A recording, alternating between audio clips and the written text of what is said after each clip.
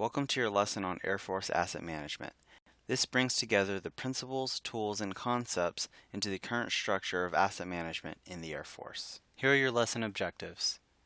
I hope by the end of this lesson that you are able to comprehend how the Air Force practices asset management. The objectives include to introduce sustainment management systems, understand where we are at in doing asset management, to be able to identify the 4 activity management plans or functional areas, to understand the Air Force asset management structure, to explain how asset management looks at different levels, being tactical, operational, and strategic, and lastly, to introduce VAST, the Visible Asset Sustainment Tool. To accomplish these objectives, here's what we'll talk about. We'll start off with an introduction to sustainment management systems. Then we'll talk about how asset management compares to activity management. We'll talk about the Air Force activity management structure, and then some examples of how we're operationalizing the activity management plans at the tactical, operational, and strategic levels. And then lastly, we'll go over an introduction to the Visible Asset Sustainment Tool. Sustainment Management Systems, or SMS, are information technology, or IT, tools that are used to help engineers decide when, where, and how to best maintain and invest in our built environment. In the intro lesson, you saw some examples of how we practice asset management in our daily lives all the time. In those cases, where you are managing a handful of assets that you are personally very familiar with, a software program may not be required, or even helpful. Once we start to try and apply those same asset management principles to large complex portfolios, having a software tool that can help us manage large amounts of data becomes important. Sustainment management systems is a general term that refers to a software program that aids engineers in inventorying assets, maintaining current condition data, predicting future conditions, and making investment recommendations. There are a number of sustainment management systems out there. We will focus on the ones utilized by the Air Force. Maintaining different types of infrastructure comes with unique challenges. Maintaining a complex of facilities is inherently different than maintaining a pavement network, which is different than maintaining a utility service. While the fundamentals of asset management apply across the board, and the principles that our decisions are governed by don't change, the physical characteristics of an asset, such as the way they're constructed, how we define condition, how they deteriorate over time, and are ultimately replaced, do change. This requires different tools to help us throughout those processes. The Air Force utilizes 3 sustainment management systems depending on the infrastructure category we're talking about. We utilize Builder in managing facilities, Paver in managing airfield and base pavements, and GeoBase in managing utilities. While each SMS has nuances in terms of inputs, outputs, and how data is organized, they each serve the same purpose, to give us visibility of the asset portfolio we are trying to manage. Whether that's at the shop level at an installation or the big Air Force level, SMS tools are used to tell us things about our assets that enable us to make good decisions. And making those decisions is how the principles of asset management become a reality. Now that we know what an SMS is, let's talk about a few things that sometimes get lumped in the same category but are not sustainment management systems. IWMS and TRIRIGA are not sustainment management systems. They are IT tools that definitely help engineers perform our mission, but they are designed to manage work, not assets. TRIRIGA will eventually take the place of both IWMS and ACES, and even ideally interface with Builder or other SMS to save us some mouse clicks, but TRIRIGA does not perform the same functions. If we're able to manage assets with sustainment management systems, then we can start to manage the activities or services that those assets provide. So what's the difference between asset management and activity management? We found that as we employed asset management, we are only looking at individual assets. Those can be just the boiler, just pipes and valves, just the foundation, or just a transformer. We aren't looking at services that the assets provide. If the asset isn't providing a service, then it's not an asset at all. It's a liability. When doing asset management and only looking at individual assets, we're really only short-term planning. When we focus instead on activities and not individual assets, we can project when a service will stop and we can plan for the longer term. When we're focusing on activities, we can standardize the level of service that our assets provide, and we can accurately quantify deferred maintenance and what we truly need for our service. We can start to look at how we can optimize where our money is being spent, and we can start being more proactive instead of reactive with our investments. This is why we adopted activity management. Activity management logically groups assets into certain product lines or given services. Let's break down activity management. Let's start by defining activity. An activity is a particular service that an organization provides. It's a specific action or process to convert resources to products or services. Take water for example. We take raw water, clean it, disinfect it, distribute it, collect it, treat it, and then discharge it, all while using natural and financial resources to perform that operation. The key concept is that an activity is a product or service. This becomes a lens through which we view our assets, and it will impact how we manage them as well. Activity management is a systematic and integrated approach to managing natural and built infrastructure assets and their associated performance, risk, and expenditures over their life cycle to a prescribed level of service in order to support mission and organizational goals and objectives. The key concept for activity management is that it's about applying the asset management process to an activity. I think it's appropriate at this time to explain the relationship between some key terms. This is according to ISO 55000, or the International Standard for Asset Management. First, we have managing the organization, and within that, the philosophy or practice of asset management. According to ISO 55000, asset management is defined as the coordinated effort to realize value from assets. Within asset management, we have activity management, which is a set of interrelated or interacting elements to develop policies and processes to achieve asset management objectives. Or, as a translation, it is the lens and framework that we will use to achieve right-sized and resilient installations. This is our overall goal. And then within activity management, we have asset portfolios. These are the assets that are within the scope of our activity management. The activity management plan, therefore, is a comprehensive list of requirements, both short and long term, for improving assets associated with a given activity. This includes capital works, which could be new construction, new acquisition of a system in support of a service, major renovations. This can also include maintenance, both preventive and corrective maintenance, and this can also include operations planning. The key concept for activity management plans is that the activity management plan is about the requirements and investments that we want to make for a given activity. Now we have it framed here on the slide as 4 different groups or functions, 4 different activity management plans at the base level.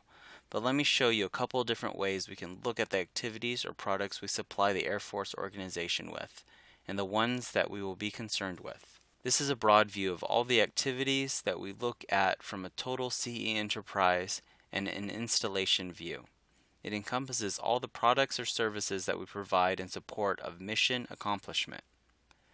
Throughout the entirety of this course, we have been drawing our boundaries around the real property assets, and have focused on 4 activities we manage at the installation level through our current asset management structure. Notice that there are activities that are managed at the installation level and some that are managed only at AFCEC. For the rest of this lesson, we will focus on the 4 activities that are managed at a typical base. According to PAD 1203, the following is how the amps and subamps are aligned within 3 flights in a typical squadron. First, we have the Real Estate and Natural Infrastructure amp. This amp has a number of subamps that fall within the Installation Management flight and the Engineering flight. Next, we have the Facility amp. The Facility amp is typically managed in the Engineering flight, but has sub-amps that touch all 3 flights. Then there are 2 amps who are managed by the ops flight, the Airfield Transportation Network amp, as well as the utilities amp. The sub-amps combine to support the amps.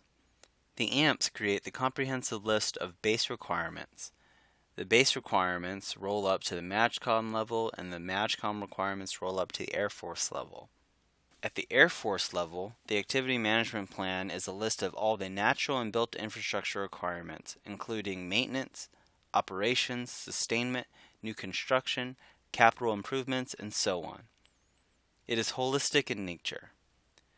The Activity Management Plan process results in the development of the requirements to support the Program Objective Memorandum, or POM. This is the budget proposal, and it's funded with a planning horizon of 5 to 7 years.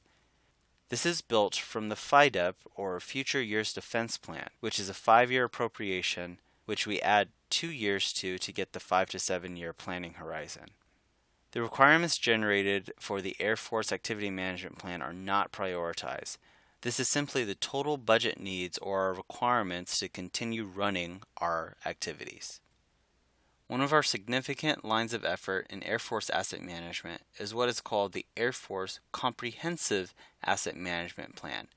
It starts at the base level. We pull the requirements for our amps that are going to be executed via project, and we prioritize them from 1 to N. At the base level, we call this the Base Comprehensive Asset Management Plan, or BCAMP. The BCAMP gets submitted to the MAJCOM.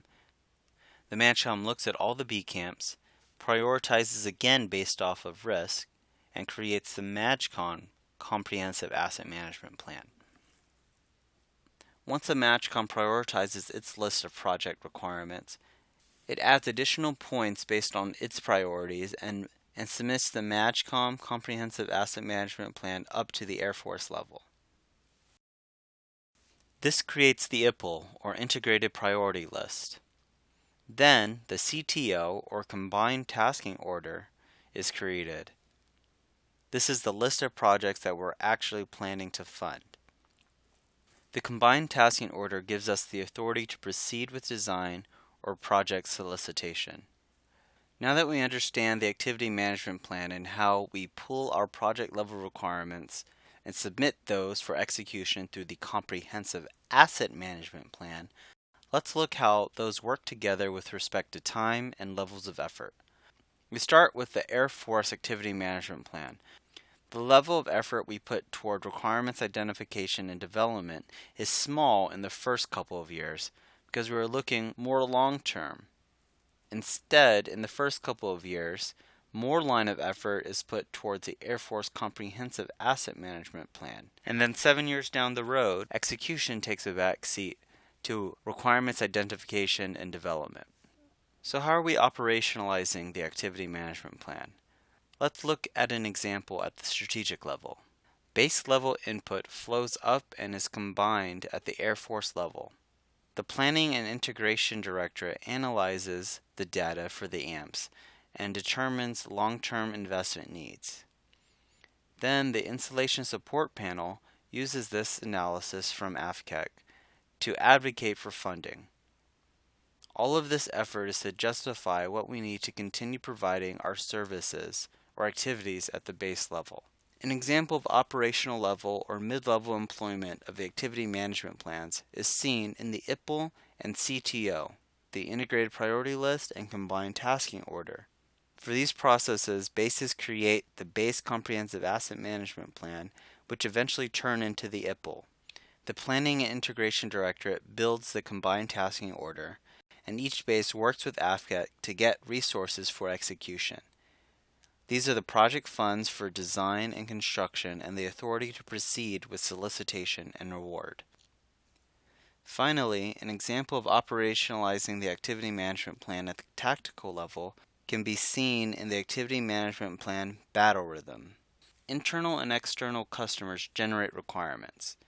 An example of an internal requirement can be our shop level guys going out and performing preventive maintenance, and when they're out on the job, they realize that other work is required for our assets. So that additional work is an internally generated requirement.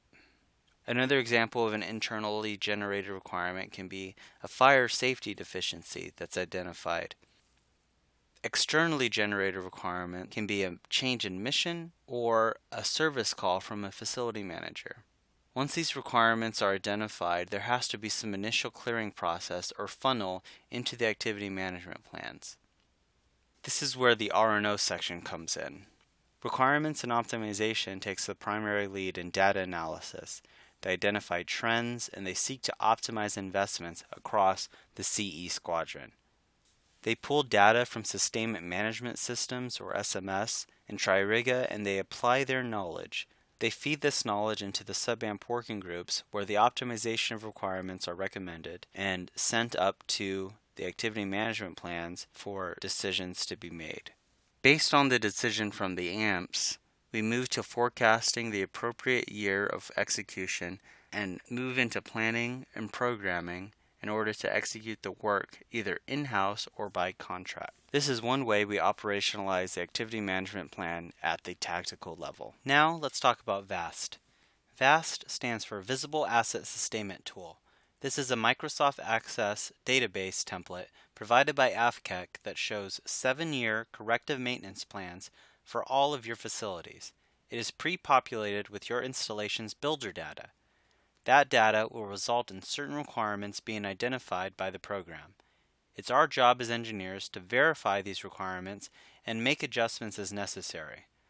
While the tool is capable of showing requirements for the next 7 years, bases are currently only focused on 3-year plans for each of our facilities. The process of reviewing the 3-year plans provides an opportunity to identify bad or outdated data and provides the facility AMP managers at the installation a template for capturing corrective maintenance requirements. It's important to note that while VAST can be an extremely useful tool, it does not constitute an activity management plan on its own. I mentioned that an activity management plan consists of a number of different types of requirements. Remember, the requirements projected in VAST only cover corrective maintenance. This concludes our lesson on Air Force asset management. We talked about how the Air Force practices asset management throughout this lesson. We have a long way to go in order to realize our goal of spending the right dollar on the right asset at the right time, all to achieve right-sized and resilient installations.